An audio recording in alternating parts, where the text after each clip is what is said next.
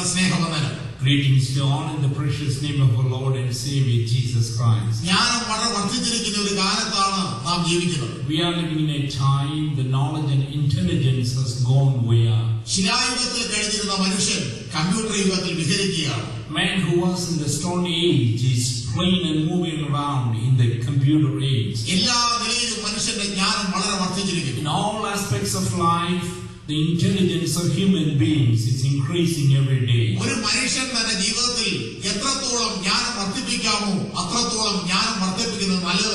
is a good thing to acquire the greatest knowledge in a human life.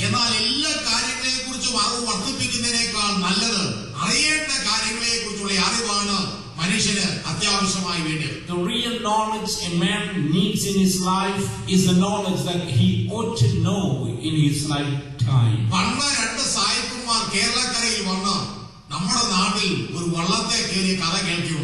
heard a story. 2 foreigners came to our homeland Kerala and they were traveling in a boat.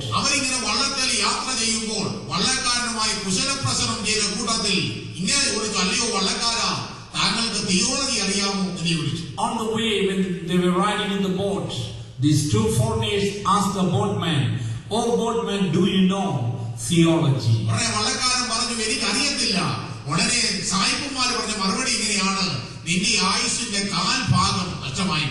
The boatman said, I do not know theology. Then the foreigners replied, 1/4 of your lifetime has gone. And secondly, the foreigners asked the boatman, "Do you know zoology?" The boatman said, "I don't know zoology." They said, "Half of your lifetime has gone." The third time the foreigners asked the boatman, "Do you know biology?" And the boatman said, "I don't know biology." And the foreigners replied to him that 3/4 of your lifetime has gone.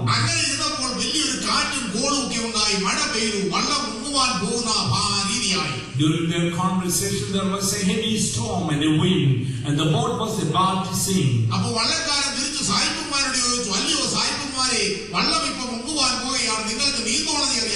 And the boatman asked the foreigners, "The boat is about to sink because of the storm and the rain. Do you know that the theory of swimming?"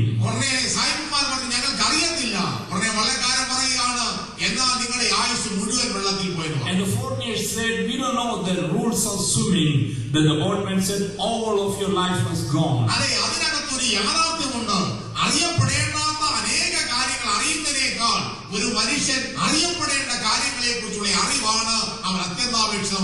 Yes, there is a reality that is hidden in this story, which is this: we ought to know the things that we should know more than knowing about a lot of things.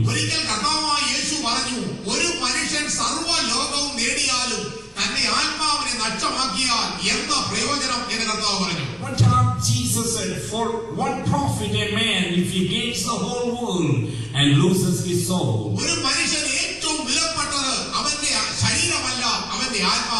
The greatest thing of a human being is not his body, rather his spirit.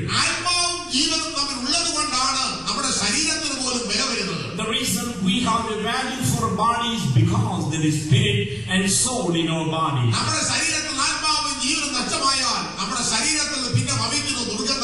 When the life and the spirit is gone from our body, the body will be decayed and that will produce bad odor. But so many people are giving more importance to their body rather than their spirit. Charles H. Mayo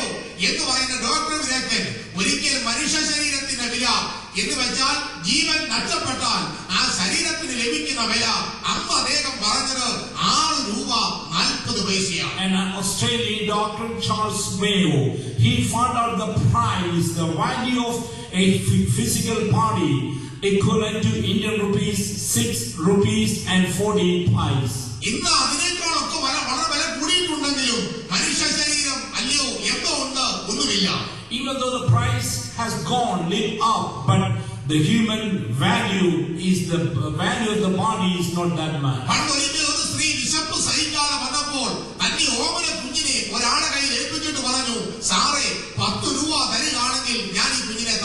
heard a story there one time because of the starvation. A mother gave her son to another man and said, if you give me 10 rupees, I will give my son to you. Is the price, the value of that son is just 10 rupees?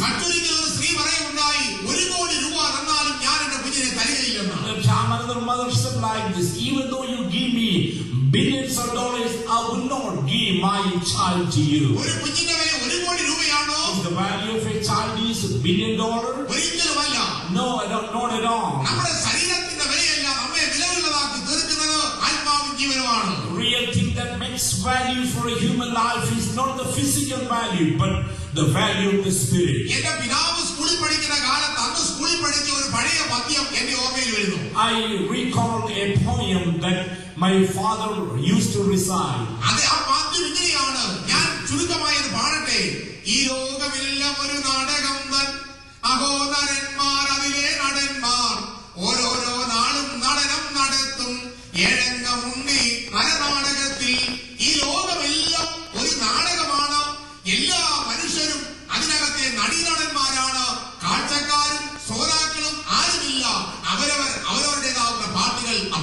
The life itself is a drama. All the people who are involved in this are heroes or the actors, not the audience or the spectator.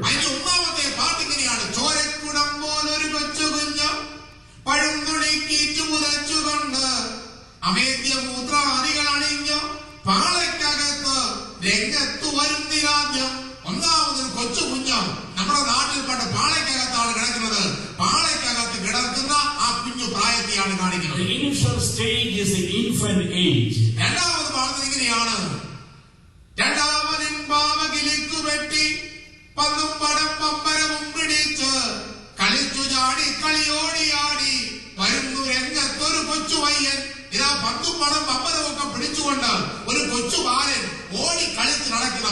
The second stage is an age of a child.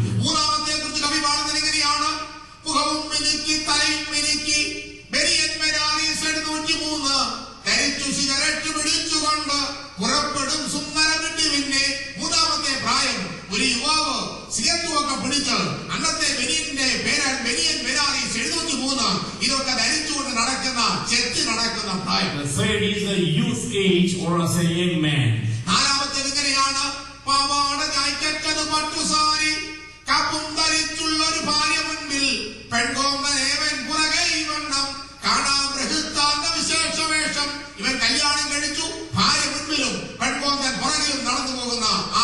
The fourth stage is the married life.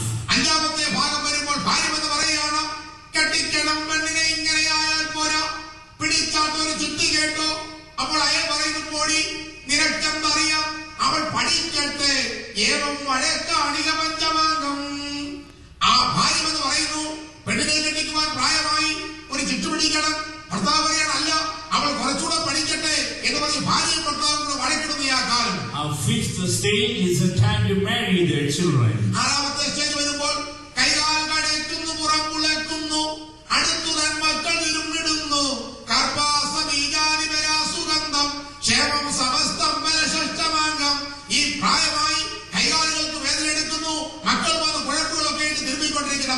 Sixth one is the old age.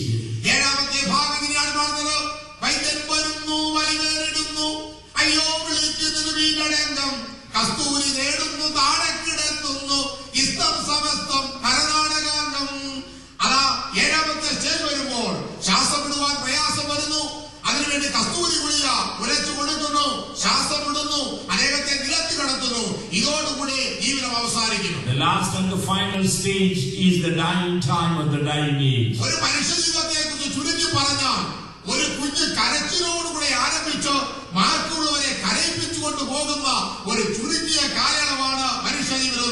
In short, the lifetime is the time span that begins with crying and leaving or finishing with making people cry.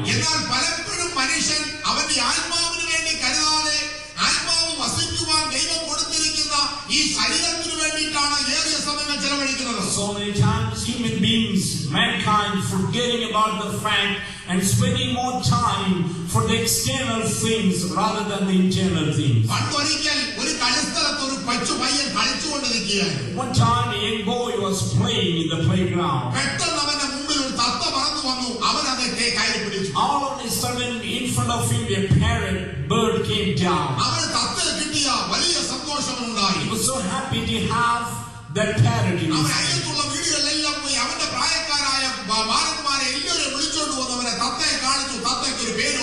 He went to the surrounding areas and called all his friends and showed them the parrot that he received. He was so happy along with all his friends.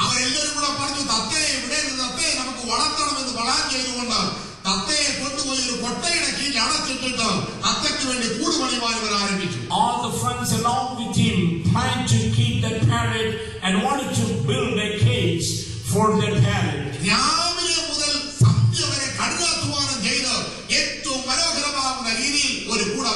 Until they made the cage, they put the parrot under a tight sealed basket.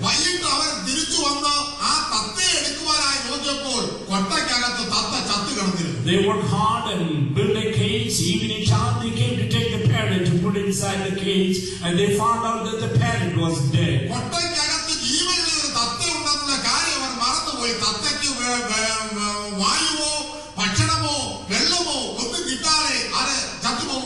When they were busy building the cage for the living parrot, they forgot the fact that there was a living live parrot inside the tight sealed cage. They forgot to give water or food to the parrot. In our language or terminology, we call the boy and the friends as fools. That boy is not only fool, we also in the reality of life becomes fool.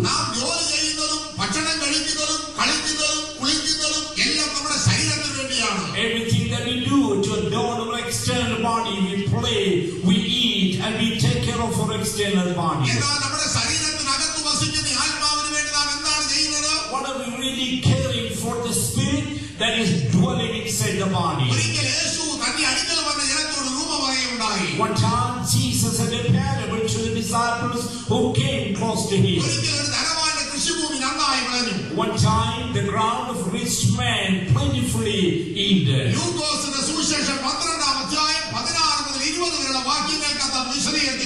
This is explained in the Gospel of Luke chapter 12 verses 16 till 20. This rich man said, I don't have enough space to collect all my harvest. And he said, I will tear down my barn and build a bigger barn.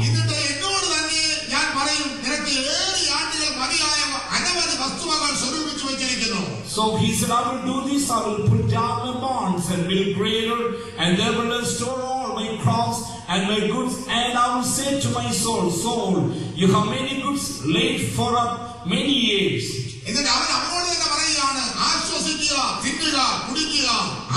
Then he said to himself, take your ease, eat, drink, and be merry.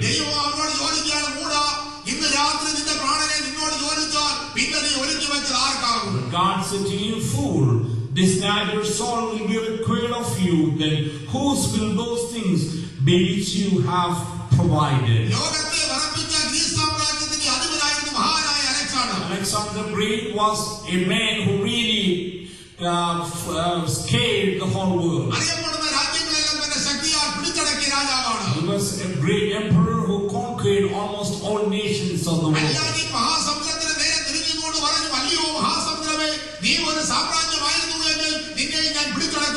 After conquering all the lands, he turned to the Atlantic Ocean and said, "Oh Atlantic Ocean, if you were an army or a nation, I could have conquered you too."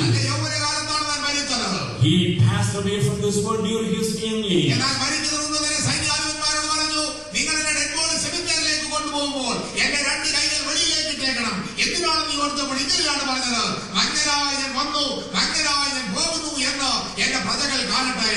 And he he called his commanders of the army and said, during my funeral procession, this is what I want you to do. Put my plain hands both sides of the coffin, and let the people see I came from my mom's womb naked, and I depart naked from this world.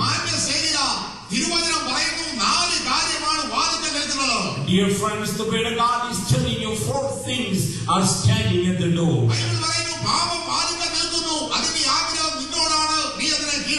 The Bible says sin is standing at the door and desire is to you, but you need to conquer sin. Second thing standing at the door is death. Third thing standing at the door is Jesus. The fourth thing standing at the door is the judgment. We need to be ready to meet either the death or the second coming of Christ. Man received the greatest achievement or the greatest creation among all the creations of God.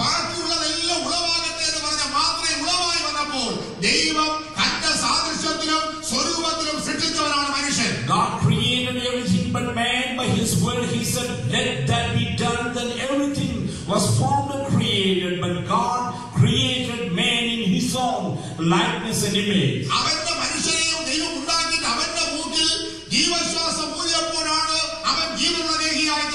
God created Adam, then he breathed the divine breath in the nostril of Adam, then he became a living man. Therefore, the breath that we have is the divine breath, that is the breath from God.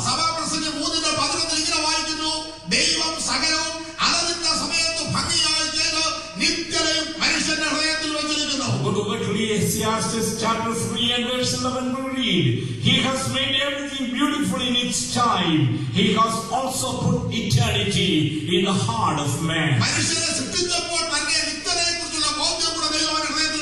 When God created humanity, He placed the feeling of eternity inside the heart of humanity. That is the reason humanity has a feeling and a desire about eternity.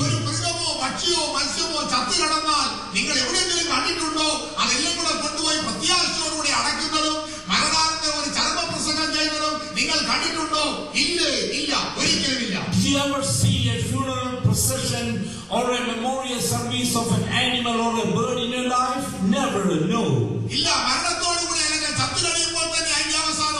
At the end of an animal or a plant or a bird is closed with the death.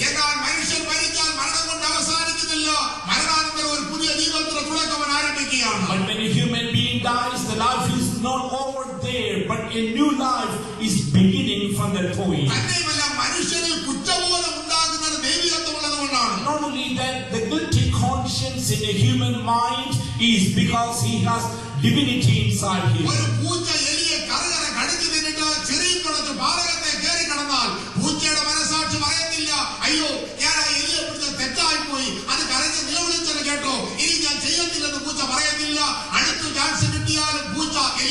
When a cat kills a mouse, if that cat doesn't have a guilty conscience or guilty feeling inside for killing the mouse.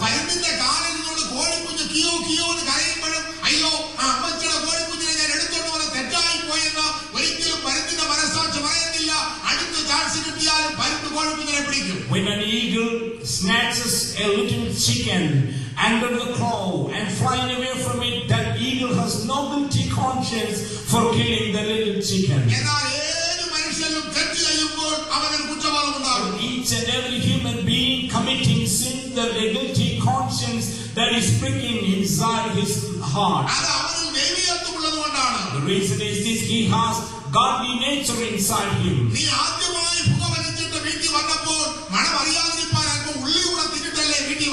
The first time you smoked and you came back to home, you didn't want the people inside the house to know the smell of that smoking. You tried to avoid by chewing gum or using some other thing. The first time you went to train, did you have a guilty conscience inside of you?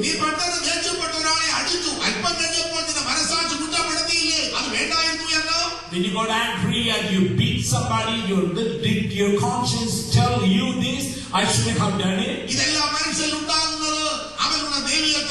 All these things are happening inside a human being is because he has the nature of God inside of him.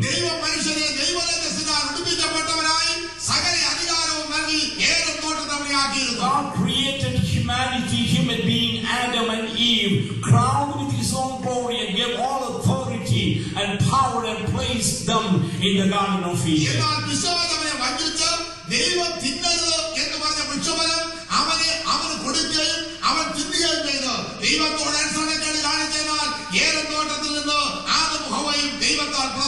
But Satan deceived Adam and Eve and forced them to disobey the commandment of God, and they ate the fruit of the forbidden tree. That is the reason they were cast out from the Garden of Eden.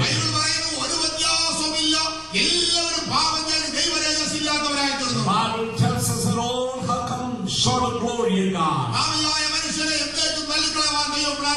God didn't have the plan to forsake the humanity that have sinned. God made a provision through sacrifices to reconcile the sin humanity towards Him. There is an unchanging condition of God that the wages of sin is death, and all those who sin shall die. Therefore God set forward the principles of sacrifice to reconcile the fallen humanity.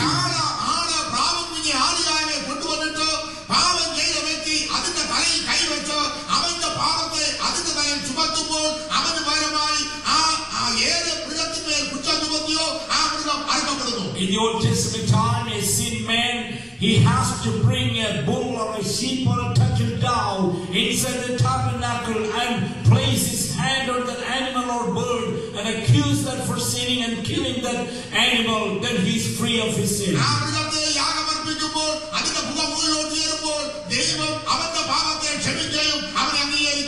When that sacrifice is offered and the ashes and the clouds are going up, the God is pleased by that and he is departing from the place free of sin in his life.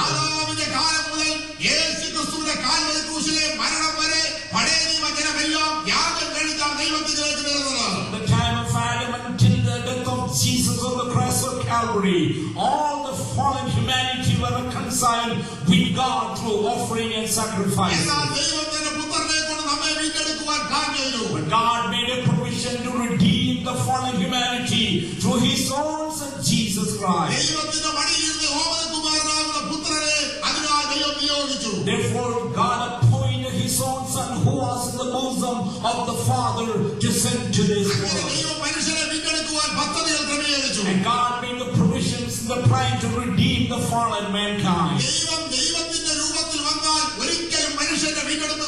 God has to come down as God to redeem the fallen humanity. The redemption will not take place.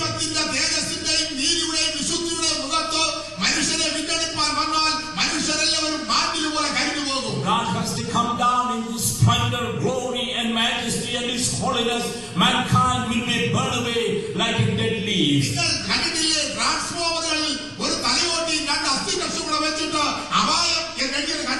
Have you ever noticed close to a transformer there's a sign is called and two bones across? That sign is telling us something implied. I'm more powerful. If you touch me, you will be like me.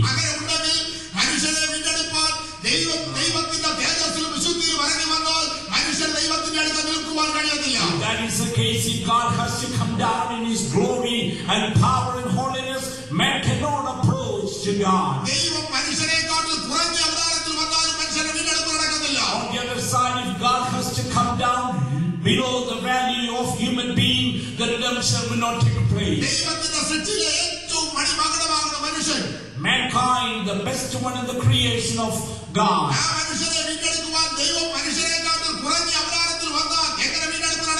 If God has to come down below the level of a man, how can the redemption will be accomplished? will not happen at all.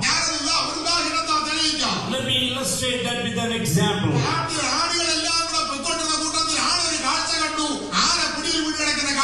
And flocks of sheep were traveling, passing by in a forest, and they saw an elephant in a big pit.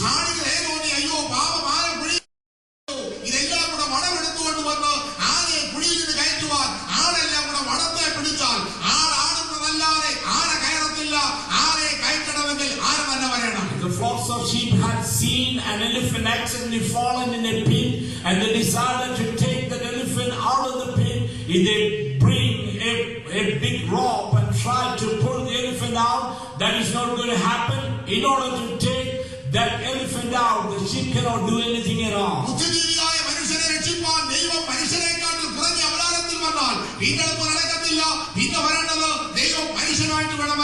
In order to redeem mankind, the fallen humanity, God has to come down in the level of a man.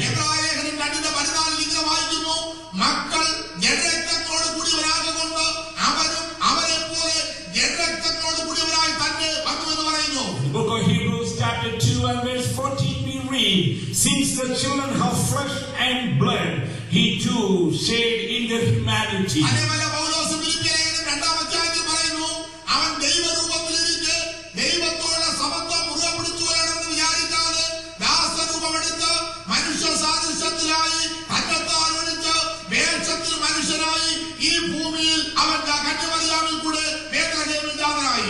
Philippians chapter 2 and verse 5 we read, who being in the form of God did not consider it robbery to be equal with God, but made himself of no reputation, taking the form as a bond servant, and coming into the likeness of man, and being found in appearance as a man, he humbled himself and became obedient to the point of death, even the death of cross.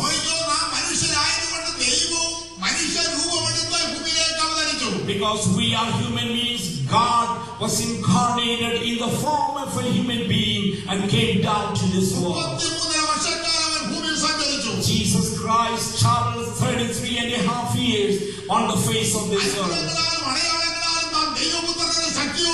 He proved in power with wonders and miracles that he is the Son of God. He fed 5,000 people with 5 loaves. He turned the water into wine in the wedding of Cana. He healed the blind man, and the deaf began to hear. The lame man began to walk. The paralyzed man took his bed and began to walk. All those who been touched by Jesus and those who are touched by Jesus were healed. He rebuked the wind and the storm, and he proved the power over nature. He raised the dead.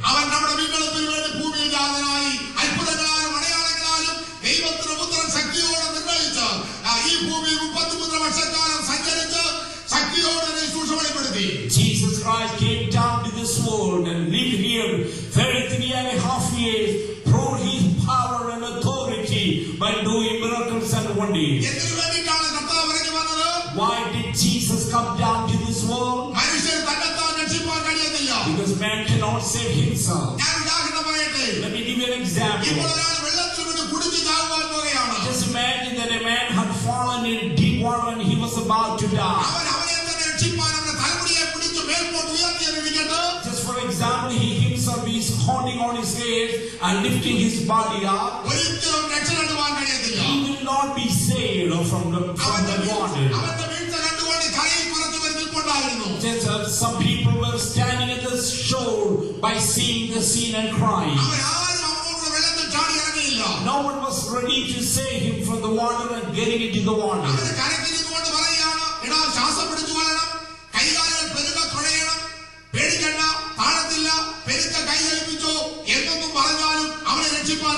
Even though the people standing at the shore are giving instruction to him, hold your breath, move your hands, try to see all those theories or principles will not save the man who was about to die.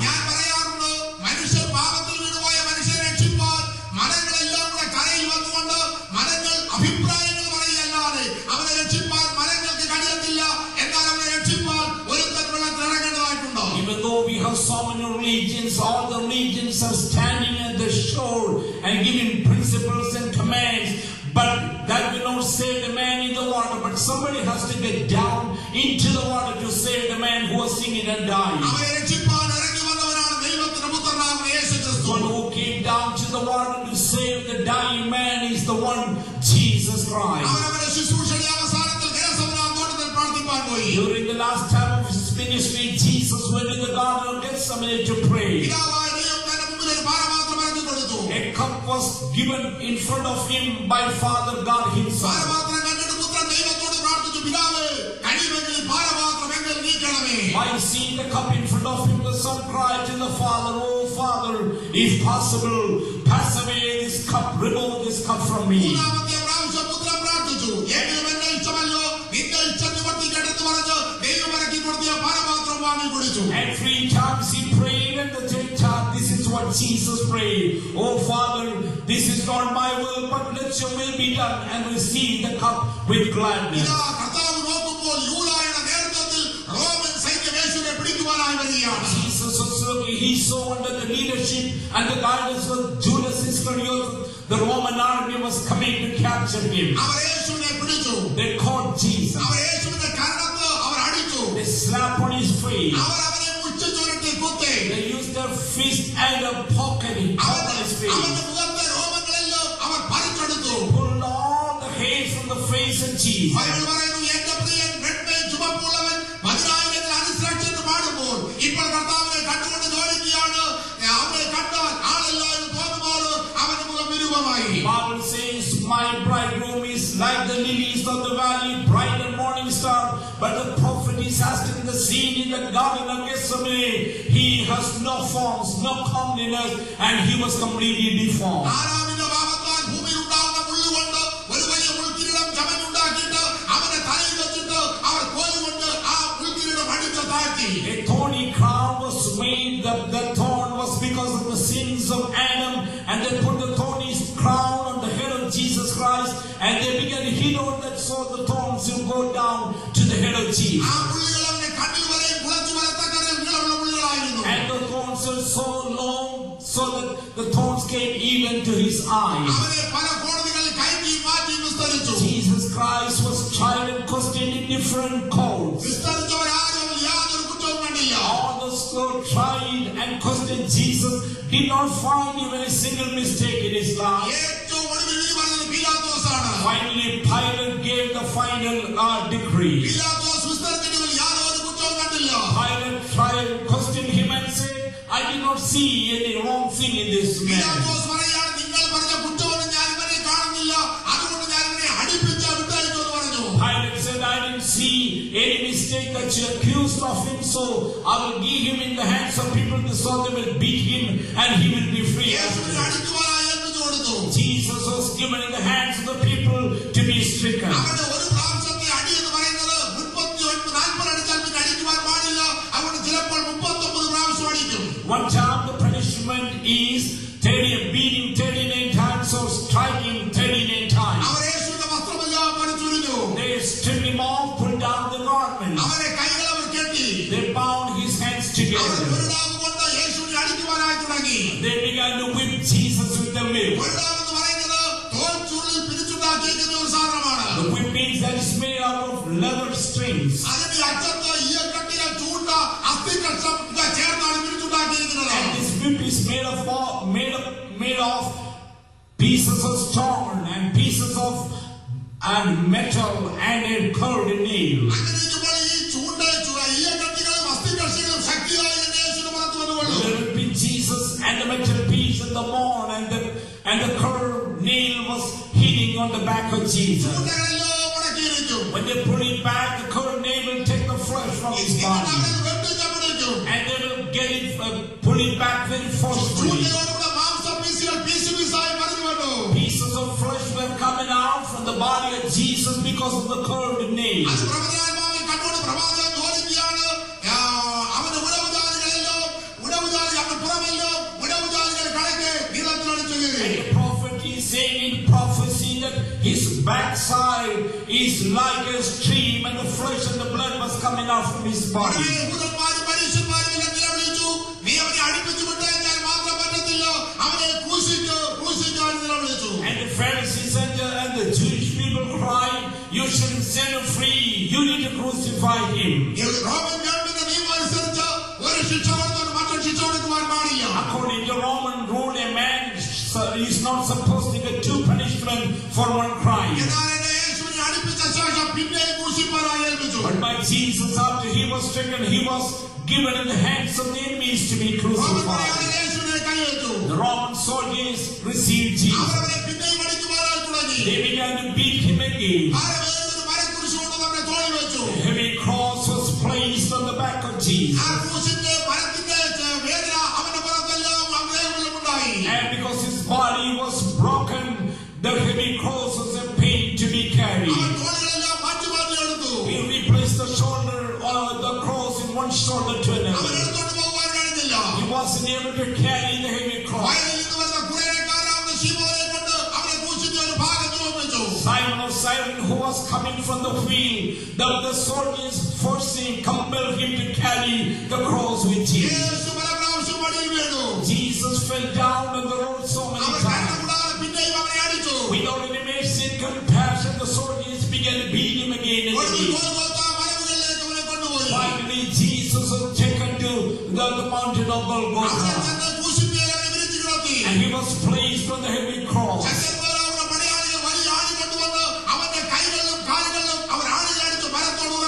And the powerful, strong soldiers took long nails and nailed his hands and leg to the cross.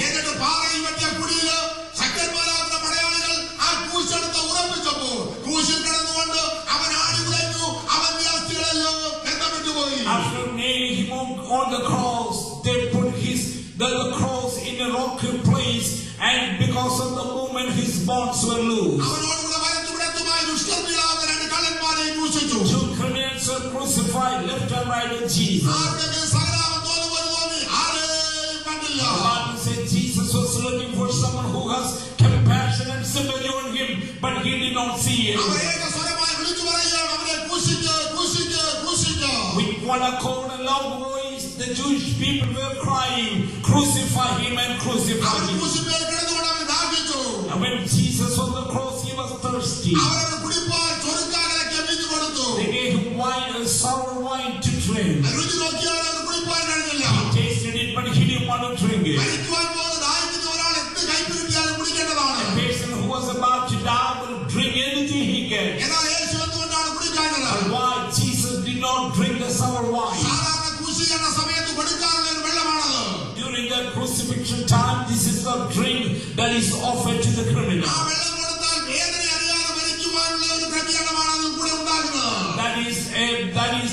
That is a solution that is given to the criminal, so he will not feel the pain in his body during crucifixion.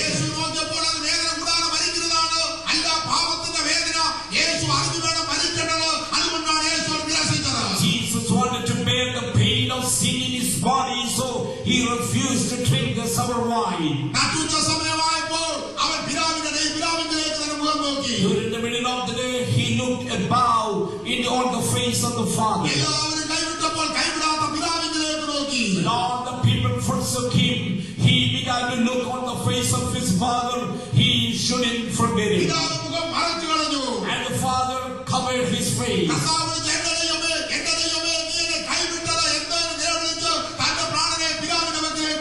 Jesus cried, oh my Father, why have you forsaken me? Then he gave his spirit in the hand of the Father.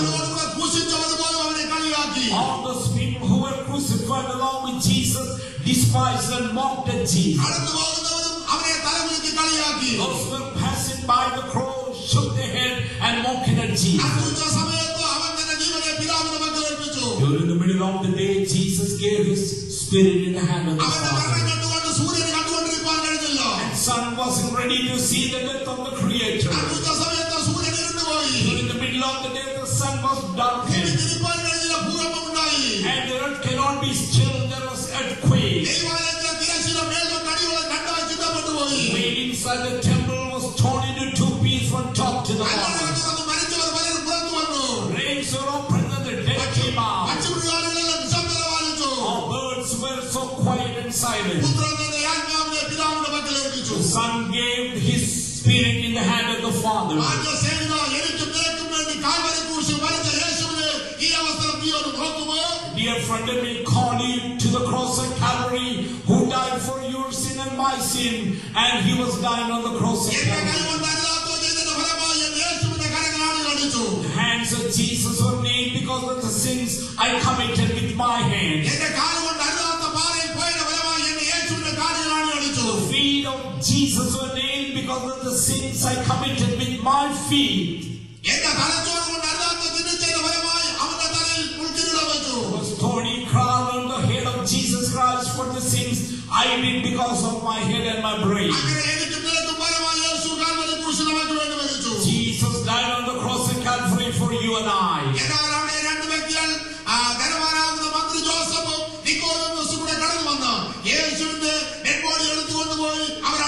And two people, Joseph of Arimathea and Nicodemus, came and took the body of Jesus and they buried the body of Jesus.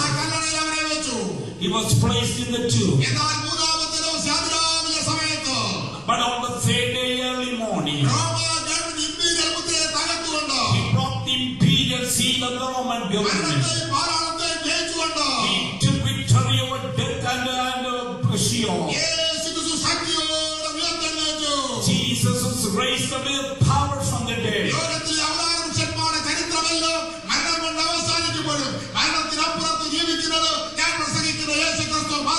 All the people who are incarnated on the face of the earth to redeem the human beings, but Jesus is the only one who is risen from the dead and who is living today.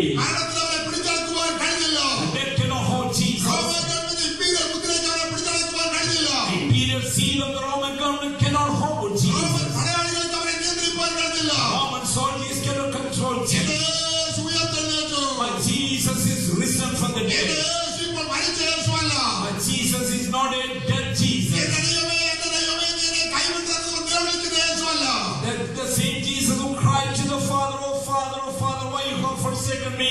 He's not the same Jesus today. The book of Revelation, Jesus said, "Once I was dead, but I'm living forever and ever." After the resurrection of Jesus, he was on the face of the earth for 40 more days. On the 40th day, Jesus called his disciples and he went to Bethany.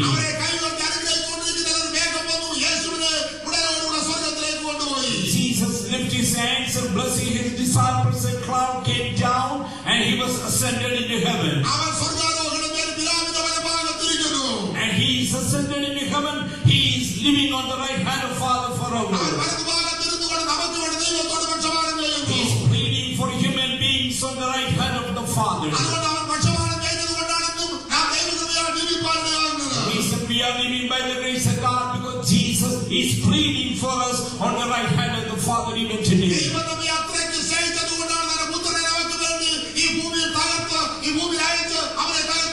God loved us so much so that he sent his Son on into this world and he was broken for our sins.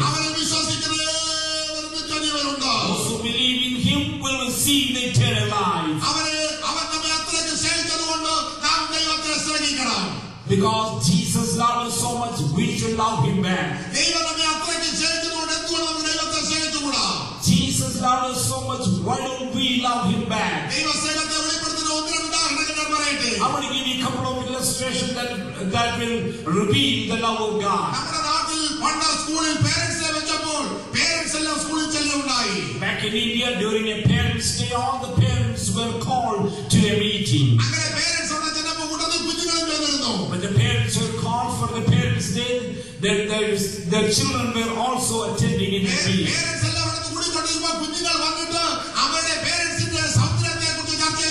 The parents were in attendance, so their children were talking about the beauty of their parents. നിന്റെ മമ്മിയുടെ മുഖം എത്ര വിരൂപമായിരിക്കുന്നു, നിന്റെ മമ്മിയെ കണ്ടാൽ ഒരു സൗന്ദര്യമില്ല, ഞങ്ങളുടെ മമ്മിമാരൊക്കെ എത്ര സൗന്ദര്യമുള്ളവരാണെന്ന് പറഞ്ഞു. During the conversation, looking at one of the students, some other friend said, your mom is not good to see, her face is deformed, but all the faces of our parents are so beautiful to see. When this particular child heard that statement, she was so disappointed and discouraged. And after reaching home, that particular child began to cry. And by seeing the cry of her daughter, the mom asked her, why you crying? What's the reason for your cry? This is what the daughter told the mother, next year for the Parents' Day, I don't want you to come and attend. All the mothers, the parents of the other children were so beautiful to see. But by looking at you, you are not a beautiful one. It is a shame for me that you attend the Parents' Meeting. The words of the daughter really broke the heart of that mother. After the dinner, that mother called her daughter and made her to sit in her lap. She began to explain the whole story to the daughter.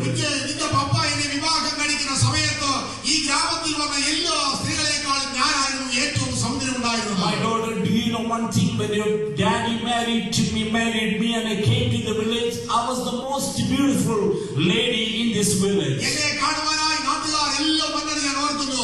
I even recall the thing and the people who came to see my beauty and came to see me. You are the first child in our married life.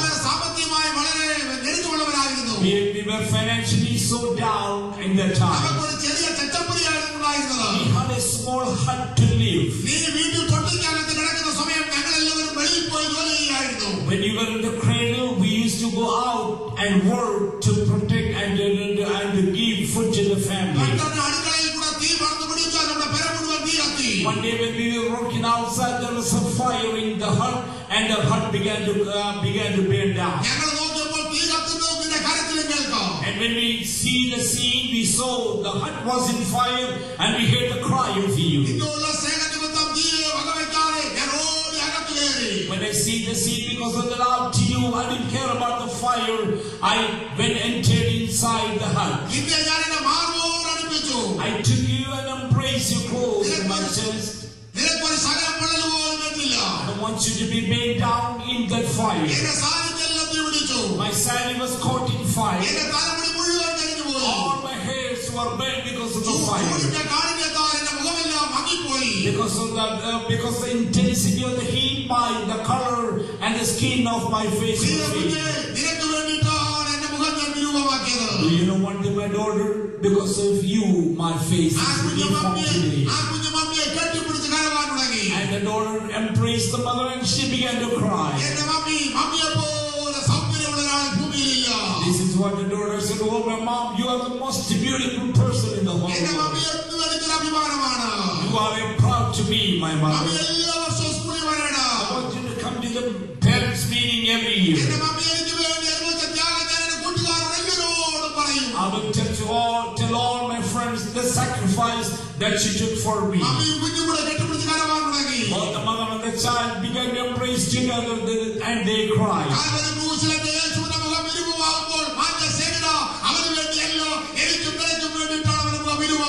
The face of Jesus Christ was deformed on the cross of Calvary. That wasn't for him but for you and I. I remember a story that is said by a priest. And he was attending a funeral service in Rani and he said something. And all the prayers and the messages were done. It was about the time that the body be taken to the graveyard. And a young girl came and she was so close to the coffin. She embraced the coffin and she didn't want the coffin to be moved. This is what she said, take me along with my dad. This is a story. This is a real thing that is happening. He was pulling water from the well by stepping on the board, wooden board. All on a sudden the wooden board was broken. She fell into the well and she began to cry. Daddy, as soon as he heard it, he went down to the well. All the people who were on the side and they put down a rope. Because of the help of so many people, this young girl was brought out from the well.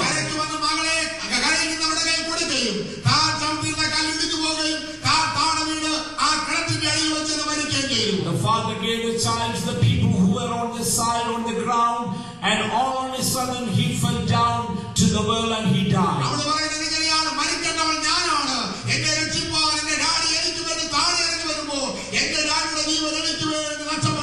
This is what she said, I should have died. My daddy came down to save me. He saved me. That is the reason he had to give his life for me.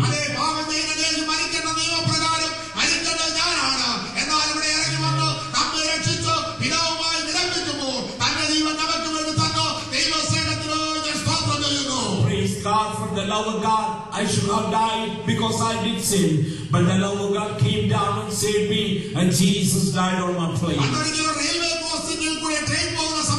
There was a time a train was moving in a railway track. There was a watchman to close the gate when the train passed by the road. He had only one son. And he came to that place to see what his dad was doing. And that was the time the train has to pass by.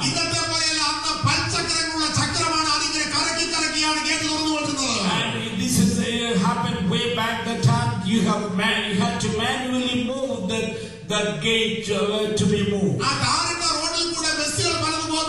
And the buses were crossing the railway track. They had to close the doors to prevent the buses to come into the track. They heard the sound of the train coming from a distance. As soon as he heard the voice, he went to the place and he began to move that door. And the son, without knowing this, he came close to that wheel. And his clothes was really stuck up into that wheel. His body was wounded because he was inside the wheel. He cried, "Oh, daddy, daddy." The daddy could hear the cry of his son. And he was in distress. If I'm not going to close his door, so many people will die. And a great disaster will happen. And he heard the cry of his son in the other side. And he was also moving that wheel again and again. And the door was closed. Train was closed. He came to the son and took him. And his son was already fainting. His thorax was open and the ribs were broken and he died on the spot. The father really heard the cry of his son.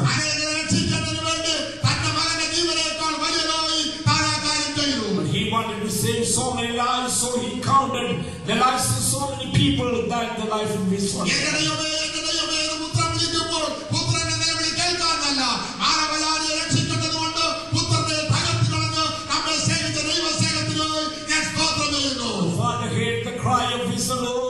Oh Father, why you have forsaken me? Even though the father heard the cry, he loved us. That is why he gave his son to be broken on the cross again. And Jesus Christ accomplished everything for you and I on the cross. You don't have to do anything extra for your salvation. The God who created the thunder and the sun, you don't have to make any extra sounds so that God will hear the sound.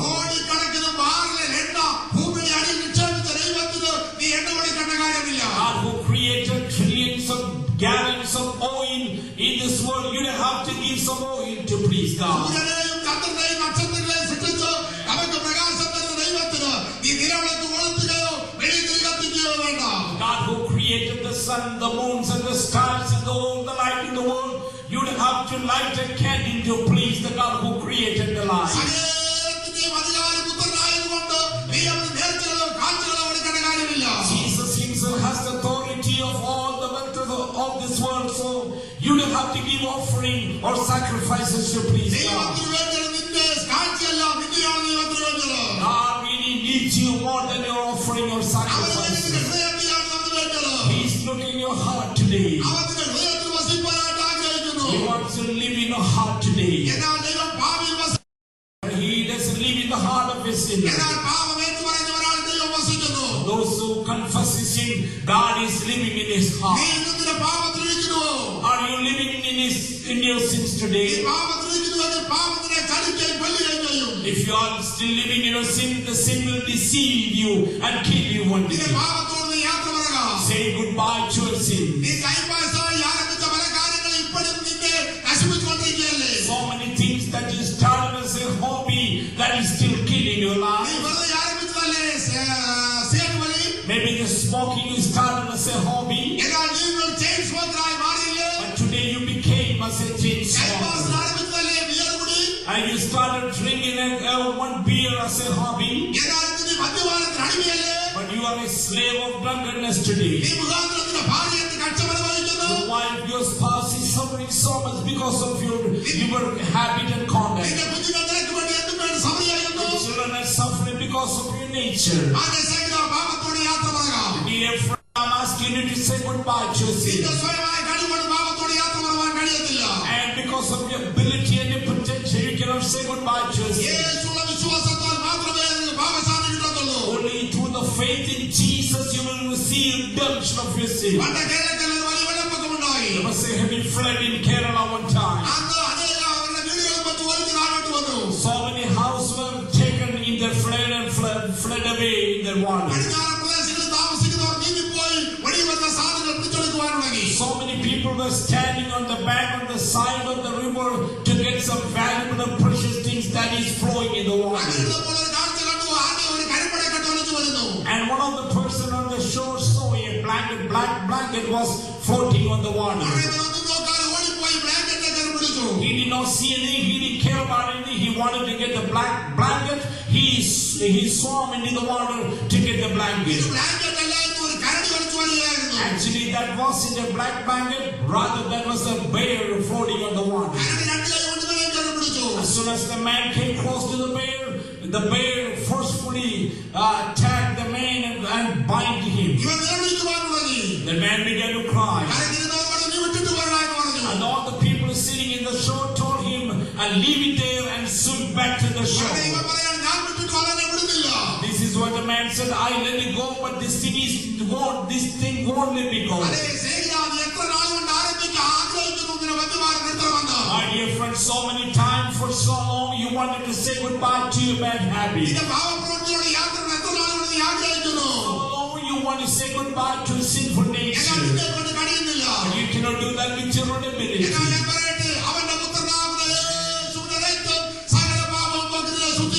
Let me tell you this, the blood of Jesus Christ will cleanse you and sanctify you. If you believe in Jesus, you will receive eternal life. The Bible says those who believe in His name and confess their sins will be given the privilege to be called as a child of God. He is knocking at your door, the heart door of your heart.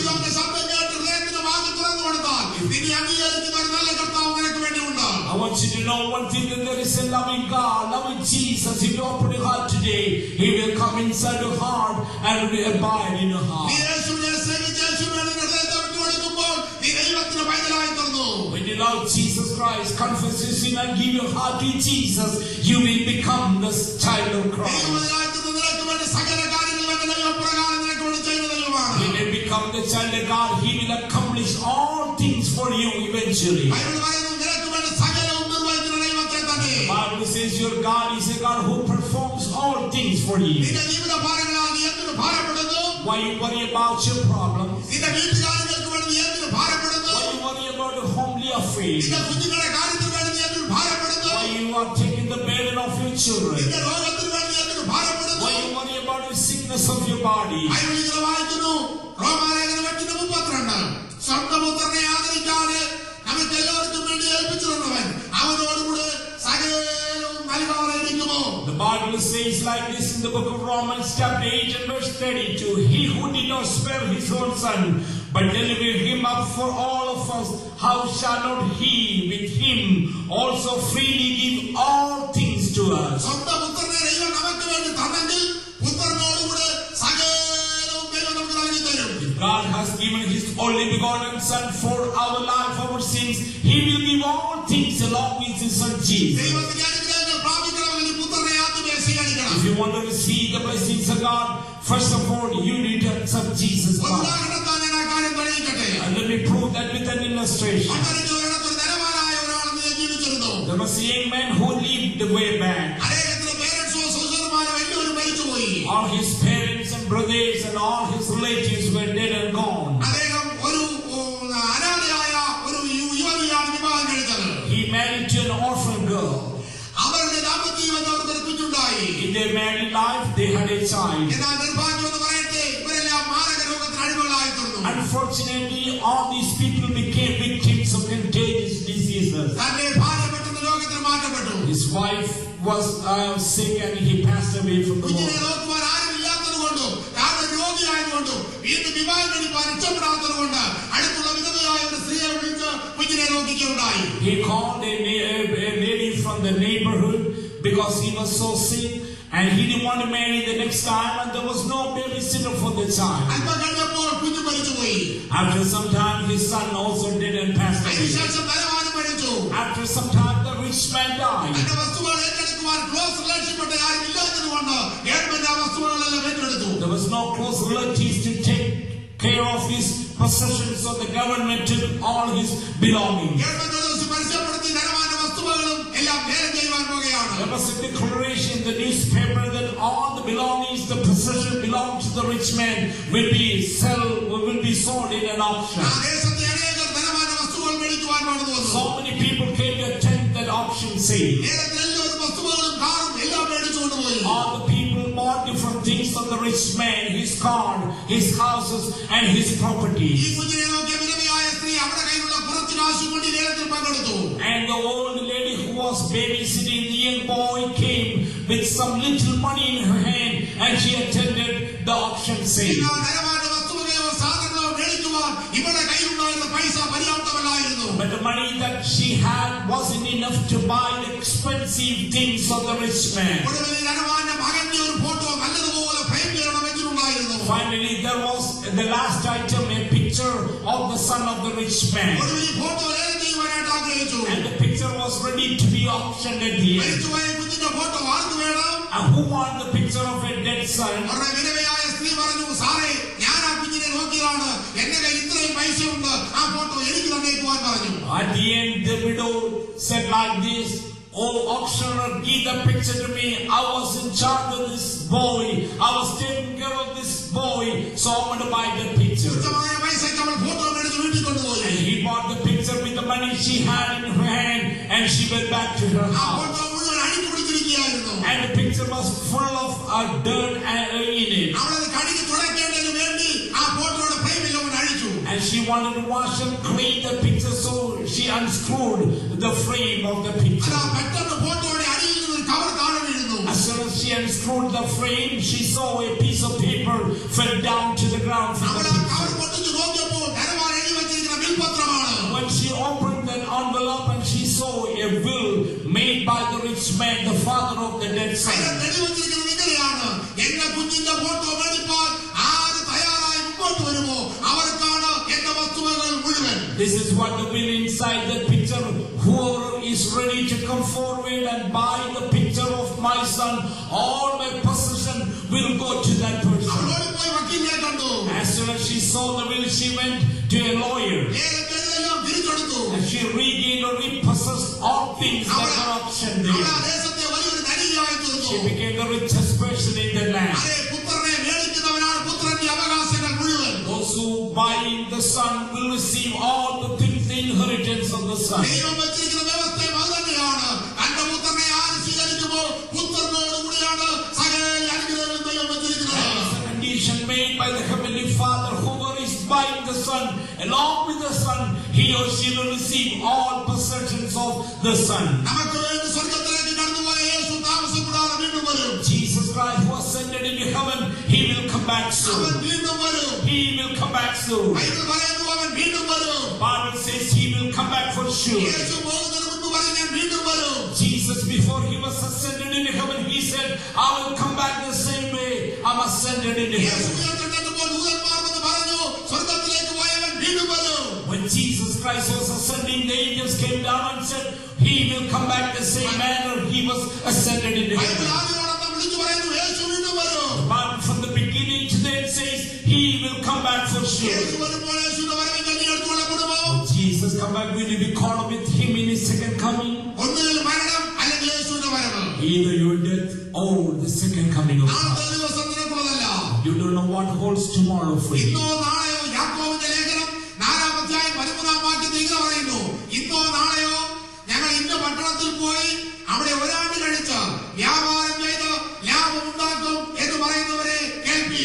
The book of James chapter 4 and verse 13 we read, come now, you who say, today or tomorrow we will go to such and such a city, spend a year there, buy and sell and make a profit. നാളത്തെ നിങ്ങൾ അറിയുന്നില്ലല്ലോ നിങ്ങളുടെ ജീവൻ എങ്ങനെയുള്ളത്. You don't know what holds for you tomorrow. അല്പനേരത്തേക്ക് കാണുന്നതും പിന്നെ മറന്നു പോകുന്നതുമായ ആവിയല്ലയോ. And this is just like a wave that is seen today and that will disappear tomorrow. നാളെ ചിലപ്പോൾ പള്ളിയിൽ മുഴങ്ങുന്ന മണി നമ്മുടെ ധർമ്മമാർത്ത വിളിച്ചു പറയുന്നതായിരിക്കാം. Maybe the death bell that will ring in the church tomorrow may proclaim your death. ഒരുപക്ഷേ നാളെ കേൾക്കുന്ന ഈ ആക്സിഡന്റ് നമ്മളെ കുറിച്ചുള്ള വാർത്തയായിരിക്കാം. Maybe the accident that we will hear about you or me. എന്നാൽ മരണത്തിന് മുൻപായി ഇന്ന് നീ മരിച്ചാൽ നിന്റെ നിത്യത എവിടെ ചിലവഴിക്കും? സ്വർഗ്ഗത്തിലോ നരകത്തിലോ ചിന്തിക്കുക. But the Bible is asking you, because if you die today, where will you spend your eternity, either in heaven or in ഈ hell? ഒരു കാര്യം ചെയ്താൽ മതി, ദൈവത്തിന്റെ അടുത്ത് മടങ്ങി വന്നാൽ മതി. Just do one thing, come back to God. ഒരിക്കൽ യേശു പറഞ്ഞു, ഒരു അപ്പന് ഒരു രണ്ട് മക്കളുണ്ടായിരുന്നു. Jesus one time said a parable, there was two sons in one family. എളിയവൻ തന്റെ വസ്തുവകളെല്ലാം എടുത്ത് ദൂരദേശത്തേക്ക് യാത്രയായി. The young boy, the prodigal son, took all his possession, he sold it, and he went away to a far അവന്റെ land. കയ്യിലെ പൈസകളെല്ലാം തീർന്നു. He spent all the money in his അവന്റെ hand. മുടി വളർന്നു. His hair was grown. വെട്ടിക്കുവാൻ പൈസ ഇല്ല. He didn't have the money to cover അവന്റെ his hair. വസ്ത്രങ്ങൾ കീറി തുടങ്ങി. His garment was about to be torn. വസ്ത്രം മേടിപ്പാൻ പൈസ ഇല്ല. He didn't have money to buy new അവന് clothes. വിശപ്പ് സഹിപ്പാൻ പൈസ ഇല്ല. He hadn't the money to buy food for his hunger. എന്തെങ്കിലും ഫുഡ് മേടിപ്പാൻ പൈസ ഇല്ല. He didn't have money to buy food. ഒരു പന്നിയെ തിന്നു നടന്നുപോയി. Finally, he went to the place where swines were taken പന്നിക്ക് care. കൊടുക്കുന്ന തവിട് തിന്നുവാൻ അവൻ ആഗ്രഹിച്ചു. He wanted to eat the food of the wild pigs. പന്നിക്ക് തിന്നുന്ന വാഴവര കൊണ്ട് വയറ് നിറപ്പാൻ ആഗ്രഹിച്ചു. He wanted to fill his tummy with the food of the അതും swine. അവന് കിട്ടിയില്ല.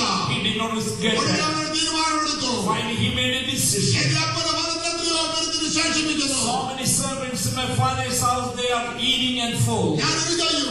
I will do this. ഞാൻ എഴുന്നേൽക്കും. I will get up. ഞാൻ എന്റെ അപ്പന്റെ ഭവനത്തിലേക്ക് പോകും. I will go to my എന്റെ father's അപ്പനോട് house. പറയും, അപ്പാ ഞാൻ നിന്നോട് സ്വർഗ്ഗത്തോട് പാപം ചെയ്തു. I will tell my father that, oh Father, I will sin against you and into ഇതിന്റെ heaven. മകനെന്ന് വിളിക്കപ്പെടുവാൻ ഞാൻ യോഗ്യനല്ല. I'm not worthy to be called as his അവൻ son. എഴുന്നേറ്റു അപ്പന്റെ വീട്ടിലേക്ക് പോയി. And the prodigal son got up from the place, he went back to the ദൂരെ father's house. അപ്പൻ അവനെ കണ്ടു. The father saw him from a distance. അവനെ ഓടിയത്. He did not run. അപ്പനാണ് ഓടിയത്. The father ran. അപ്പനോട് ചെന്നവനെ കെട്ടിപ്പിടിച്ചു. The father ran close to him and embraced അവൻ him. പറഞ്ഞു, അപ്പാ ഞാൻ നിന്നോട് സ്വർഗ്ഗത്തോട് പാപം ചെയ്തു. This is what the son said, oh Father, I sin to you and to heaven. അപ്പൻ അവനെ വീട്ടിൽ കൂട്ടിക്കൊണ്ടുപോയി. And the father took him back to the അവിടെ house. വലിയ വിരുന്ന് കഴിച്ചു. It was a great feast. in the മ്യൂസിക്കും house. Dancing ഇവിടെ ഉണ്ടായി. Music and dancing. എല്ലാവരും ചേർന്ന് സന്തോഷിച്ചു. Everyone was happy. ആന്റെ സ്നേഹിതാ, നീ ചിലപ്പോൾ എല്ലാവർക്കും ഒരു ഭാരമായിരിക്കാം. My dear friend, maybe you are a burden to other people. നിന്റെ പാവം ദൈവം ക്ഷമിക്കുമെന്ന് ഒരു പക്ഷേ നീ ചോദിച്ചേക്കാം. You have a question in front of you that will God forgive നിന്റെ us? പാവം രക്താമര പോലെ കടുക്കുമപ്പായിരുന്നാലും Even though your sins are red as scarlet, ഇവൻ പോലെ വെളുപ്പിക്കുന്നതാണ് യേശുവിന്റെ രക്തം. blood of Jesus will take that into white as അവൻ snow. നിന്നെ സ്നേഹിക്കുന്നു. He is loving you. അവൻ നിന്നെ സ്നേഹിക്കുന്നു. He loves നീ you. ദൈവത്തിലേക്ക് വരുമോ? Would you come back to Jesus? അവൻ നിന്റെ വരവിന് വേണ്ടി കാത്തിരിക്കുന്നു. The Father is waiting for പിതാവ് you. നിന്റെ വരവിന് വേണ്ടി കാത്തിരിക്കുന്നു. father is waiting for you to come back.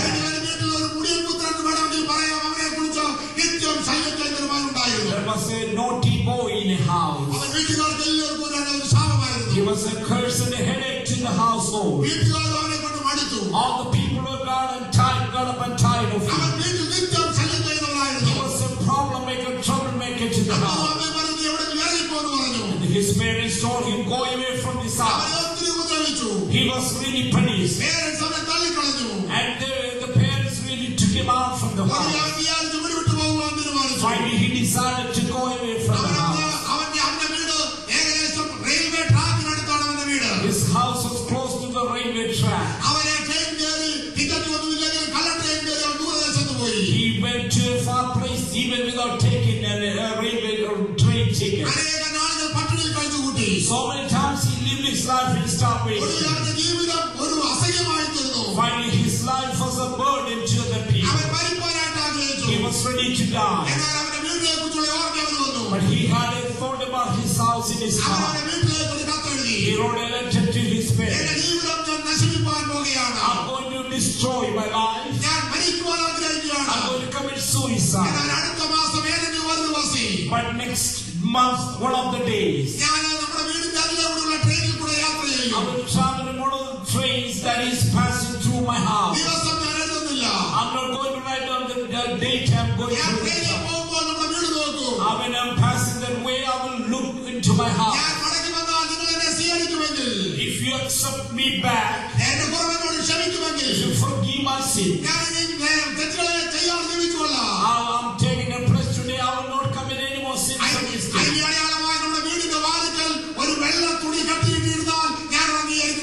As a symbol, if you keep a white banner outside the house, I will think that you will forgive me and you will take me back home. If I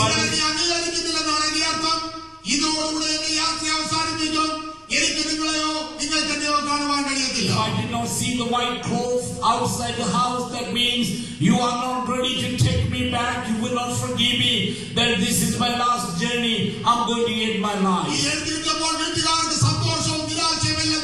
As soon as their parents received the letter, they had joy in their heart at the same time. They were so disappointed. When they heard about the news that their son was about to die or he's going to kill himself, they were disappointed. But they were rejoicing when they heard the news that he was ready to come back home. They did not know what day he's coming back. From the first day of the next month, the father just hung a white banner in front of the house.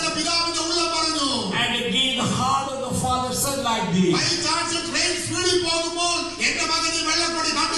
in case the train is passing in a fast speed and if he missed the white flag, my son will die for sure. I don't want him to die like that. I want my son back. He placed white banners and clothes and ribbons, all his house, the trees, and even in the railway track. He just placed white banner all over there. He put white banners and flags all over the place. And the sun was passing that day. Eyes of the sun wasn't ready to believe the sun. There was full of white banners in the place. My father loves me. He rushed to his house. The father came close to him and embraced him. My dear friend, my heavenly Father is ready to take you back home. Would you come close to Jesus? This is the day of salvation. This is the day God made. All the deeds that you do after your death will not save your life. All the things of the ceremonies of the rituals that you do after your death will not take you into heaven. Just say, for example, a man was bitten by a snake when he's alive. Do you know when the poison needs to be taken out from the body? Is it after the man dies? ഒരിക്കലുമല്ല. No, never. ജീവനോടുകൂടെ ഇരിക്കുമ്പോൾ തന്നെ വിഷമിറക്കണം. When he is allowed, the poison need to be taken out from the body of the bitten man. അങ്ങനെയുണ്ടെങ്കിൽ സാത്താനാകുന്ന പാമ്പിന്റെ കടിയേറ്റവർ മരണത്തിന് മുൻപായി തന്നെ പാപ വിഷമിറക്കേണ്ടതാണ്. That is the case. Those who are bitten by the snakes, Satan, need to take the poison, the venom out from his body when he is alive. മരണാനന്തരം ഒരു ശുശ്രൂഷയ്ക്ക് രക്ഷിപ്പാൻ കഴിയത്തില്ലെന്ന് യേശു തന്റെ സുവിശേഷങ്ങളിൽ വ്യക്തമാക്കുന്നുണ്ട്. Jesus Christ in his gospel clearly said all the things that you do after your death will not take you into heaven. ലൂക്കോസ് 16:26 ഇങ്ങനെയാണ് പറയുന്നത്. This is what we read in the gospel of Luke chapter 16 and verse 26.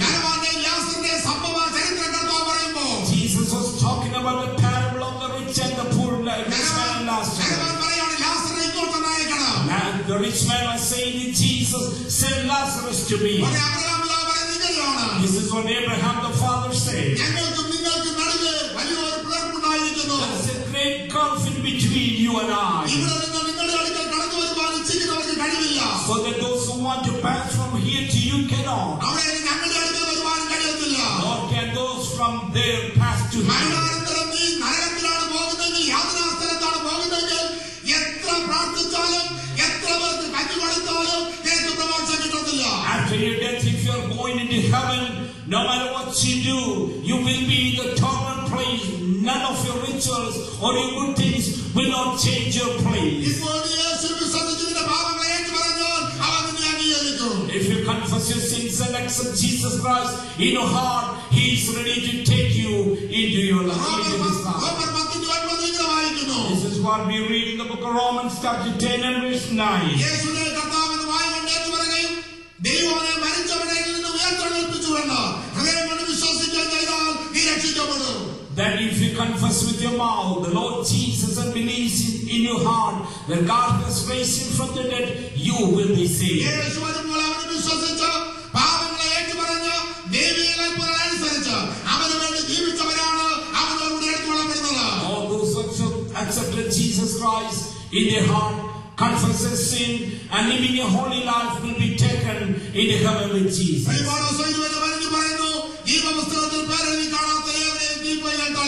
Book of Revelation chapter 20 and verse 15 we read, but anyone not found written in the name of the book of life was cast out into the lake of fire. Is your name is written in the book of life? Are you a child of God?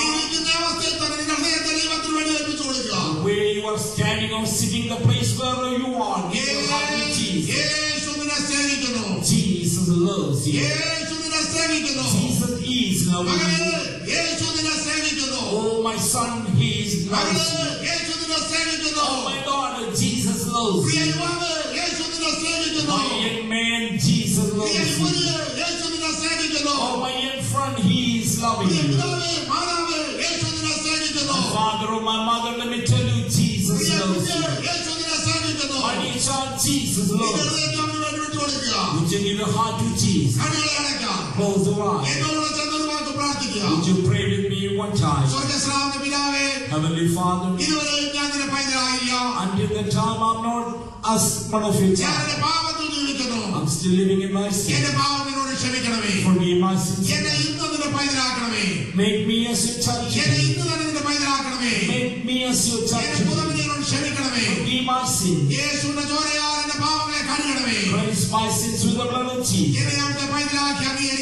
Accept me as your child, God. God, thank you for answering my prayer. In Jesus' name we pray. May God bless all of you.